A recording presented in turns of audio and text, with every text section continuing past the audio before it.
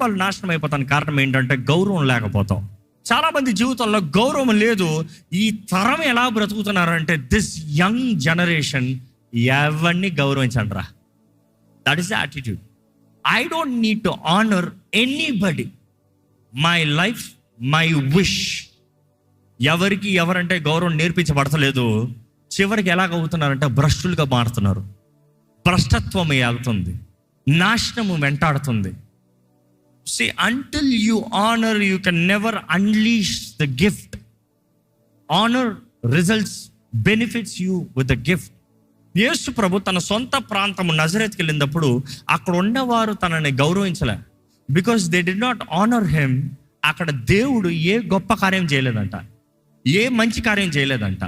గౌరవం లేదు కాబట్టి దేవుడు సర్వశక్తిమంతుడైన దేవుడు, చచ్చినోడిని లేపిన దేవుడు ఆడికి వెళ్ళి పెద్ద ఏ కార్యం చేయలేదు. కొంతమంది ఆ గ్రీక్ మాట చూస్తాము, కోమాలో ఉన్న కొంతమందిని జస్ట్ అలా ముట్టి వెళ్ళిపోయాడంట. అంటే గౌరవం చూపిలేని పరిస్థితుల్లో ఉన్న వ్యక్తి అయితే దేవుడు స్వస్థపరచలేడు. కానీ గౌరవించగలిగిన వ్యక్తి గౌరవించకపోతే దేవుడి కార్యము చేయలేదంట.